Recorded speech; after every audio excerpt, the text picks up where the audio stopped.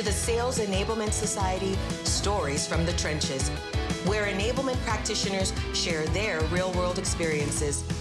Get the scoop on what's happening inside sales enablement teams across the global SES member community. Each segment of Stories from the Trenches share the good, the bad, and the ugly practices of corporate sales enablement initiatives. Learn what worked, what didn't work, and how obstacles were eliminated by corporate teams and leadership. Sit back, grab a cold one, and join host Paul Butterfield, Vice President of Sales Enablement at Instructure, for casual conversations about the wide and varied profession of sales enablement, where there is never a one-size-fits-all solution. Hello, welcome to another episode of Stories from the Trenches. I'm your host, Paul Butterfield, and we're going to be exploring a topic that all of a sudden has become very relevant to all of us. It's a very different situation out there. As of 3 to 5 weeks ago, depending on where you are, all of our workforces have gone home to do their work. Now, for some, this is not new. In fact, many salespeople out in the field that work at the enterprise level have already been working that way. But what about our SDRs? What about our account executives and others who are typically used to being in a pod, having the support of their peers and their friends, as well as their manager?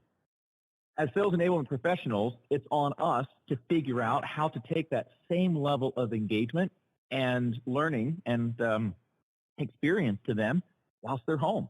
So I'm really excited about the guest that we have joining us today. I'll tell you a bit about him in a second, but first, welcome, Bruce. Hi. I appreciate you spending some time with us. Bruce and I have known each other for some time. Bruce has been creating online learning since 1998. He started off at Oracle, where he was responsible for the EMEA staff and partner online learning. He spent some time in sales operations doing training at the UK telco software company Kramer. He also spent some time, it was about 10 years, and then he joined a UK-based communications company called New Voice Media. He is currently doing some of his own consulting practice on a limited basis on the side. But in Bruce's career, he has created online learning for a very diverse set of companies such as PepsiCo, Hewlett Packard, and McDonald's, and in industries ranging from education at the university level to pharmaceutical and commercial retail. So again, welcome, Bruce, and thank you for spending some time with us at Stories on the Trenches. Thanks for inviting me. Pleased to be here. So I'd like to start off helping our audience get to know you a little bit better. So we just talked about the formal things. So let's have a little bit of fun. When you go out to eat, what is your favorite go-to order at your local restaurant? Well, my favorite local restaurant is a Chinese restaurant. And my favorite go-to meal is probably sweet and sour chicken Hong Kong style, which I'm hoping that my partner doesn't listen to this podcast because I'll get hit because she's Chinese and she thinks that it is absolutely diabolical as a food and a Western creation that has nothing to do with Chinese food. But that's my go-to meal. I can't argue with that. I like a good sweet and sour. I would like to have some fun with this. If someone who knew nothing about sales enablement were to ask your mom and dad what you do for a living, what do you think they'd tell them? My late father would not and never did really have a clue, but as long as I was successful at doing what I was doing, he was happy, especially if it was actually solving business problems. He loved to live his life, and I lived my life by the maxim of just because it's deadly serious, it doesn't have to be deadly dull. And that's what I've tried to do throughout my career in some of the content that I've created. My mother, what would she say? She would be very, very careful to ensure that she didn't say anything that made what I do sound better or in any way competitive to my brother, who, being the young one of the family, she loves the best. And we don't talk about things like work. Nice. All right. I appreciate that. But I really like something that you just said. I don't know that I've heard you say it before. Was it the part about deadly serious? And will you repeat that? It was really good. Just because work is deadly serious, it doesn't have to be deadly dull. Certainly in e-learning, it seems in e-learning that as soon as people start scripting e-learning, they use words like thou and thus, and they get all very verbally pompous about things. And for me, I like e-learning to be like you're having a conversation with someone at the pub. And you're explaining it in layman's terms. And there's a lot of e-learning that I think gets very, very overzealous with the words that are used. Well, let's jump into it then. Let's talk for a minute about what does engaging content look like? You know, that's something that we hear people say, oh, you got to have engaging content, blah, blah, blah. But what is that, Bruce? I think it depends on the audience for starters. I think when people start to answer the question about engagement, they always think about the shiny things that are in the course, you know, quizzes and all. Let's have some drag and drops and animations and 3D this and whatever. For me, engagement has nothing to do with that. Let me give you an example. I was asked, you wouldn't do a fully animated module using animals and stuff for a legal department unless it was a very forward-looking department. And luckily, I've been in a position where I've been able to do that. But my point is, engaging for that audience might well just be text with a quietly spoken voiceover on top of it. Engagement, I think, is all about creating a course that explains the what's in it for me. People, especially sales, often only take learning or training when they have to, and to be engaged, they've got to see a specific benefit to them, which in sales terms is usually enables them to sell more or speed up a sales cycle, for example. So to be engaging, you've got to get the right facts into the course, the right tempo in the course, and you've got to design a course for which there is actually a need. So you're solving a business or personal problem for that audience. Then they'll be engaged. And that's often the reason why compliance training, people aren't engaged because they see no benefit for them personally. That makes sense. You know, it's interesting because we typically try to develop our sales team that we work with into getting really good at researching, understanding what a prospect is likely to find interesting and what's going to help them solve a problem. And what I think I hear you saying is, as sales enablement professionals, we need to be doing the same thing, looking at these sales teams as internal customers and really approaching it the same way. We have to sell. We have to sell every second that they are looking at our learning, our content, our classrooms as well. We have to sell that time. Why should they be doing that rather than something else? And if they can see a benefit, basically usually has it's a bill, a $1 bill, or it's a bonus or something linked to what they're interested in. If that's the audience you're designing for, then that's how you should focus things. All right. So when you look at a program, what are some of the best practices that you can share with us on, and really I think of it in three buckets, if you will. There's the content creation, which you just started to talk a bit about. What's the right mix of formats? Or is there, you know, I mean, what's your experience on that? And the delivery of it. Let's talk about that for a minute. Best practice. Best practice, you will tend to hear different versions from every single e-learning consultant based on what they're good at. That's the first thing. So the best practice is something that works and delivers you that solution to the business problem. I mean, for example, I was working for one company once, and they approached me and they wanted to create some online learning. It was they had problems with using an emergency contact number for chemical spillages, and they wanted me to create a course. To cut a very long story short, we did the needs investigation and all that kind of stuff, and the format we delivered that course on was a sticker that was put on every desk phone, delivered one night by the HR director, who wandered around and put the sticker on the phones, because that's what they needed. He then sent an email saying, oh, by the way, the sticker on your phones, if this situation occurs, ring that number. So that's perfectly delivered and effective blended learning. An email that, online email that explains what to do, and a piece of paper or a sticker on the phone that tells them the action that they needed to do. So for that was best practice. In terms of more normal scenarios creating e-learning, you've got to be sure of the ask. What we're being asked to do, and I think too many instructional designers like myself are scared of saying, no, that's not right.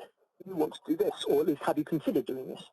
In order to do that, and I often do it to the point of annoyance from the original requester, I never see myself as the training person. I see myself as, I try to get into the mindset of the people who have the problem. I work with any organization or any team. I'm doing some work, for example, at the moment for a niche pharmaceutical company.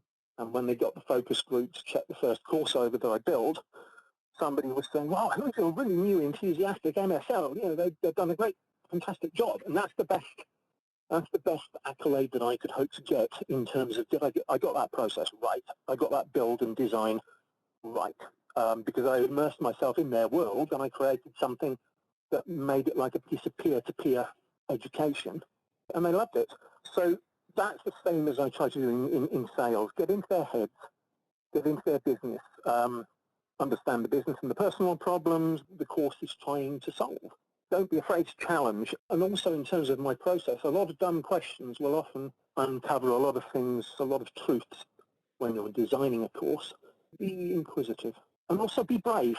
One of the beautiful things about online learning is you can rapidly update and republish it. So I've always had another maxim, which is it doesn't have to be 100% correct. It's just got to be 0% wrong.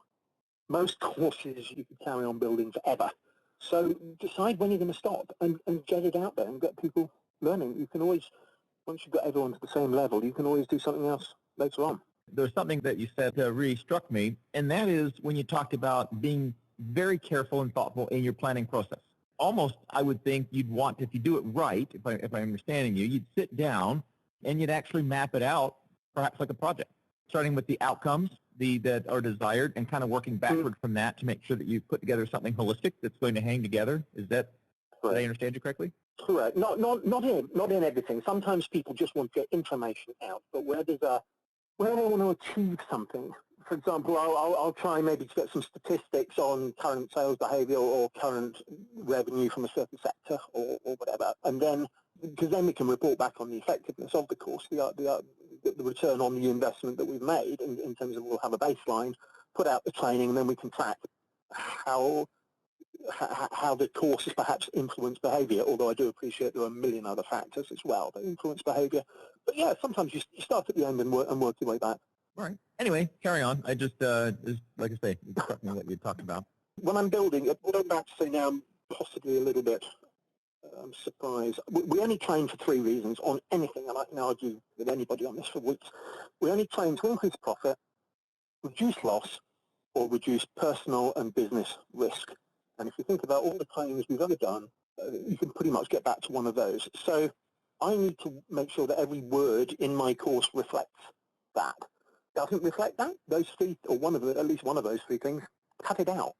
I play a game with myself called the $100 game, which is once I've written the script, every word that I can cut out while maintaining the integrity of the lesson as agreed between me and the subject matter expert, I give myself a virtual $100. I can usually get rid of about 40% of the words with some good wordsmithing, because again, people talk too much and make e-learning far too long and boring. Get to the point. Get to the point with distilled accuracy, and then get on with the next project. There's always another one if you're good at what you do. You know, we've talked about delivering training and development materials on a global basis. Are there nuances? How have you found the best way to deal with that when you've got audiences in various regions around the world? Language. There's a lot of nuances between language phrases and words and ways of expressing things that work in some places and not in others. So I would always hope that I could get groups of people from a variety of cultures to look, if possible, at learning before it went out. Because I'm not going to list any of them here, but I've come across some howlers in my time. The other thing you have to remember is if you're creating e-learning or learning for an international audience, and you do have a voiceover on it, you need to slow down the delivery of it. I usually suggest to people by about 20%, because even in parts of the US that I've visited, I know that the speed at which I'm delivering now is too fast, and that sometimes you just have to slow it down a little bit. I wrote a section into an RFP once where I was up against it was a piece of work I was doing for a US university, and I was the only person who wrote that in, and it won me a very, very pleasant $60K deal, because I had appreciated and wanted to go through that internationalization process with them at some point in the build. So it is actually quite important, and certainly you need to get some of the phrases sorted out. Some of them don't work across audiences. The last piece of this that we put out there was, you know, formats or ways of delivering to keep it interesting. What are you finding that's working well? For me, I tend to like pre-recorded work rather than live webinars. I've seen too many live pieces of content out there which are recorded, and you spend the first 10 minutes with people ringing in and out and technology failing. So I actually use 4 main tools for my job. My main go-to tool is a tool called Powtoon, which is an animation tool, which allows you to create animations really simply, anything from cartoon characters through to sort of infographics and photo style. And just to say, animated does not mean cartoon. When I say animations, you can do some really, really serious work using animations. It doesn't have to be flippant. So you've got to be careful of the culture when you use a tool like that. I use that mainly to illustrate interactions and scenarios. I use another tool called Video Scribe from the UK company called Sparkle. That's for creating what I call scribbly. It's where you see a hand drawing something on a page. That's great for explaining sales processes, things like RFP procedures and various legal procedures. I use the TechSmith tools quite a lot, Snagit and Camtasia, for manipulating images and videos.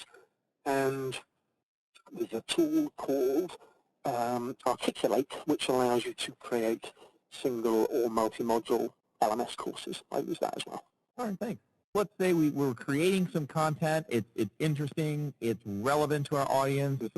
We've identified, what specifically why it's going to be interesting to them and what problems it's going to help them solve that they can't currently do. But then I think the next thing is we want to be able to assess their understanding. And that doesn't necessarily have to be a pop quiz. At least I don't think it does. How do we assess that, right? We are accountable to whether we report up to, I currently report to the Chief Revenue Officer at my company. Other places, I may have reported up to an SVP of Sales Operations. Doesn't really matter, but what does matter is that we're showing that we're having impact on the sales organization. And part of that, one of the leading indicators is assessing understanding. I think you'd agree. But how do we go about doing that effectively? I've got a love-hate relationship with quizzes. I think they can be useful in some circumstances and not in others. I try desperately to avoid the quiz at the end of the course because that tests, in my view, short-term memory rather than understanding. And in fact, understanding is not for me, and I'll come on to this in a minute, I guess. Understanding isn't enough.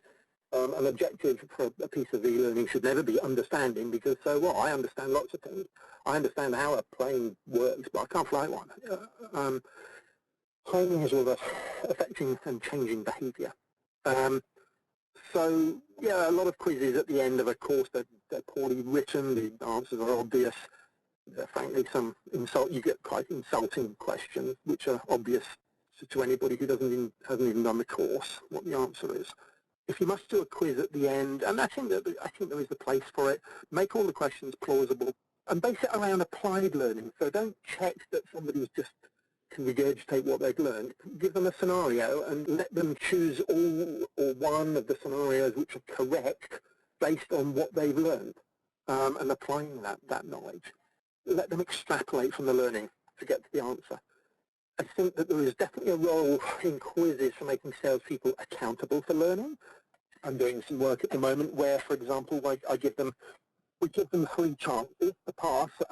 Warn them that if they don't pass like the first time, they should probably go back and review the material again, because very often people are just hitting the buttons and hoping they pass. And after 3 attempts, they get locked out, and this gets reported up through the VP structure, and it's kind of a shock to the system. If they failed that, then their behaviour in the field, maybe they're going to fail repeatedly at some specific skill. So that failure or that lack of hitting the required target should probably go to a one-to-one or some kind of meeting just to check, why didn't you understand that? Field behaviour is the best way that they've learned rather than testing them. And the other thing, while I'm here, I might as well just mention it. I can't understand why my industry is so obsessed with having 80% pass rates. I mean, that's brilliant for you guys because you can cut out 20% of the work that I have to do, which 20% isn't important. For me, if you've got a well-designed course and a well-designed quiz, 100%, that's what you hit for. That's what you go for. That's a really interesting perspective I hadn't thought about before. The fact that we're effectively saying that, if you miss 20%, then perhaps the course had excess material in it that's really not relevant to you, but it's a bit of hit or miss on which 20% you didn't learn. I just see it as I see it as fear on behalf of people who ask the courses to be, we don't want to annoy them and get them upset and fail them. Why not? They're not here for it. We're not a charity. We produce these things with, I'm not cheap. Don't waste my time. Don't waste my money or your money. Let's get this right, and let's not make sure that they understood. We never want them. We never set out to design a course saying we only want you to partially understand. So I just find it something that's pervasive in the e-learning industry, and I find it quite bizarre, to be honest. Yeah, no, that's a great perspective. It is. We're in a unique situation. I think it's unique in history, where we've got soon we're starting to have a fourth generation. But arguably have 3 to 4 generations coexisting and co-working together. And does that affect how we the material we create and the modules and learnings we create, Bruce, to address the different generations, or do they all learn the same? What do you think? No, I don't think people learn the same. But then we're not in an ideal world where we can account for everybody's particular tastes. Let's put it that way. The reality is we have limited resources. I think that the one area where everybody is pretty much the same is make things as short as possible. So I try very hard to make 10, 15-minute maximums on modules, and if it takes longer than that, you give them a second module or lesson or whatever you want to call it. I think you have to hit a happy medium with your production. You don't want too many sound effects and too many funky, outlandish images, depending on your audience. Just try and make something that's, I'm going to say middle of the road, but that doesn't mean, again, it's got to be deadly dull. I think that you should have something in there for everybody, account for as many people as you can. There's a guy at Articulate called Tom Kuhlman, and he's always said, don't create a Franken course. So don't throw everything you've got into the course, but just try and make it so that the messaging doesn't get lost. And then I think in most sales enablement departments will again, if it's compelling and engaging content, I don't think people will question the way that we do it too much. But you are right.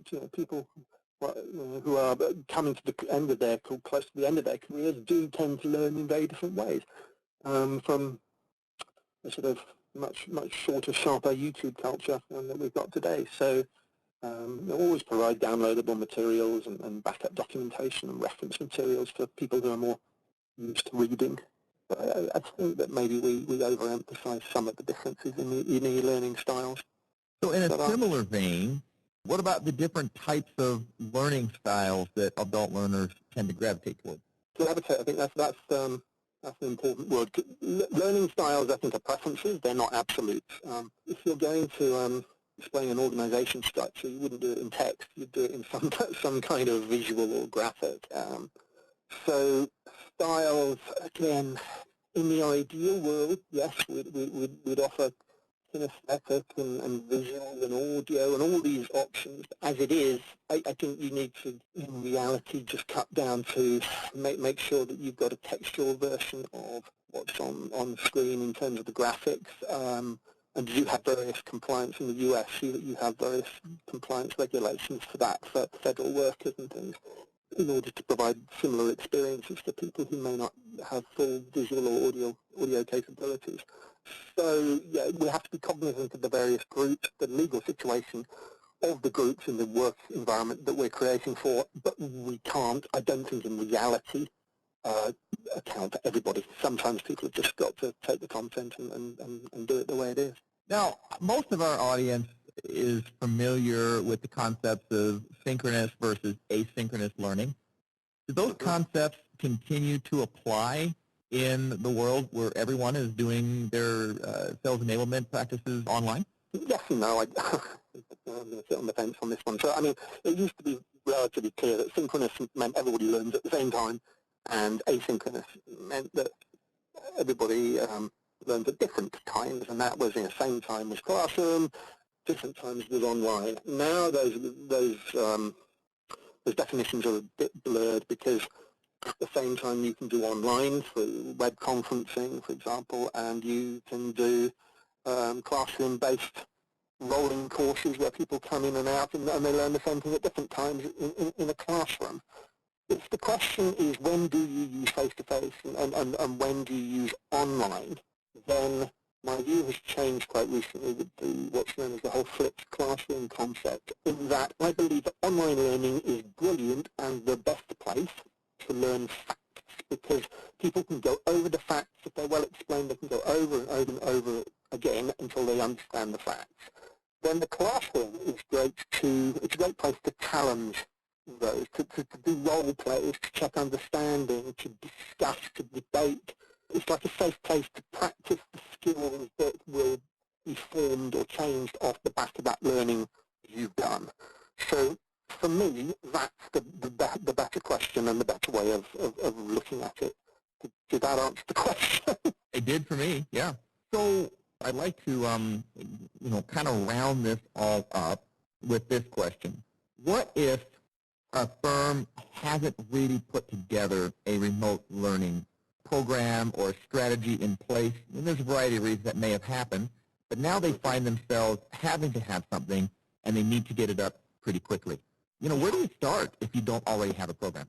I would start by defining a really small audience, like, say, sales operations or West Coast sales or whatever, and defining some, I'm going to say simple business problems, defining a small list of business problems that you think that you need to solve or that you need to solve.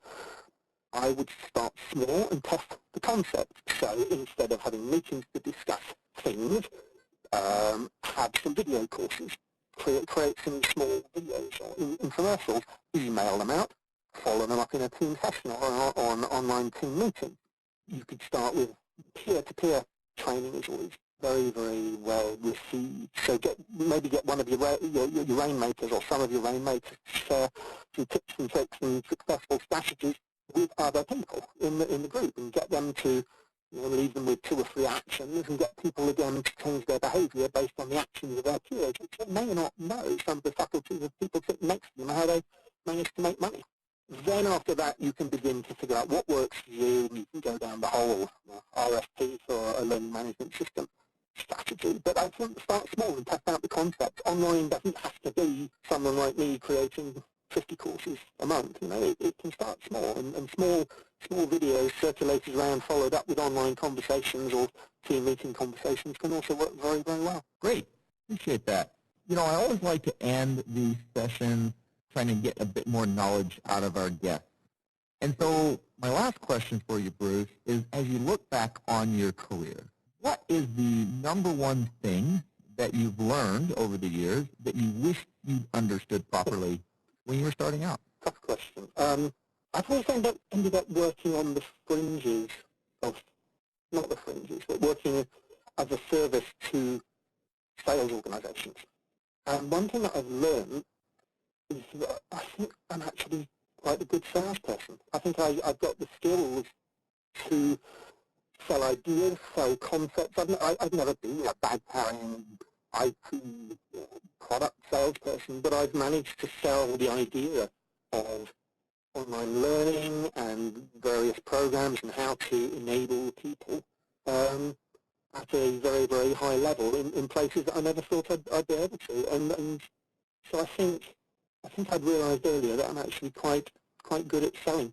I think that's the thing that I would have liked to have done more of in my career. And I tend to agree with you. The sales teams and customer success teams that we support, in very real sense, they're our customers. And so to your point, I guess we need to be really good at selling ourselves. Some of us come from a sales background, like myself, but not everybody does. So I think that's great insight.